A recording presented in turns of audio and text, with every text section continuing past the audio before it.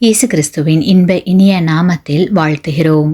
இன்றைய வேத வசனம்: இப்படி இருக்க ஒருவன் கிறிஸ்துவுக்குள் இருந்தால் புது சிருஷ்டியாயிருக்கிறான். பழையவைகள் ஒழிந்து போயின, எல்லாம் புதிதாயின. 2 கொரிந்தியர் 5:17.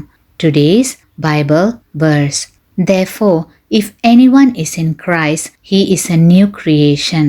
All things have passed away. Behold, all things have become new.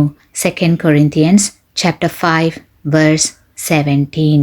ஆண்டவரே, நான் ஒரு பாவி, என்னுடைய எல்லா பாவங்களையும் நீக்கிவிடும், என்னை தூய்மையாக்கும் என்று ஜெபிக்கிறோம். பரிசுத்த ஆவியானவர் நம்மீது அசைவாடி நம்முடைய உள்ளத்தில் மண்டி கிடக்கும் ஆகாத குணங்கள், பாவ சிந்தனைகள், பாவ செயல்கள் போன்றவற்றை நீக்க வேண்டும் என்று உணர்த்தும் போதும் செயல்படும் போதும் முற்றிலுமாக அவைகளை களைய நாம் முன் வருவதில்லை.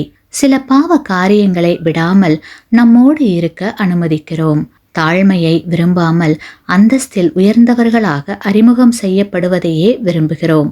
எந்த நிகழ்ச்சியிலும் முதலாவது இடத்தை தேடுகிறோம். மனமேட்டிமையை விடாதபடி அகந்தை நிறைந்தவர்களாகவே வாழ விரும்புகிறோம். சகோதரர்களிடம் ஏற்பட்ட கசப்பை மறக்காமல் வைராக்கியம் உடையவர்களாகவே இருக்கிறோம். சாதி உணர்வு குறைந்து விடாதபடி பார்த்து கொள்கிறோம். பணிவுடன் வாழாமல் செருக்குடன் வாழ்வதே சிறப்பு என்று எண்ணுகிறோம். சில காரியங்களை விட்டுவிட முன் வருகிற நாம் பல காரியங்களை விட்டுவிட முன் வருவதில்லை. கிறிஸ்துவுக்குள் பிரியமானவர்களே, நம்முடைய ஜென்ம சுபாவத்திலிருந்து நாம் முற்றிலும் மாற்றமடையாத நிலை கண்டு தோற்றவராக பெருமூச்சு விடுகிறார் ஆவியானவர்.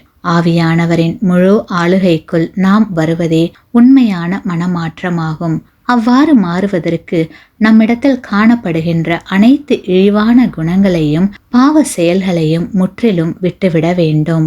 பழையவைகள் ஒழிந்து எல்லாம் புதிதாக வேண்டும். ஆமேன்.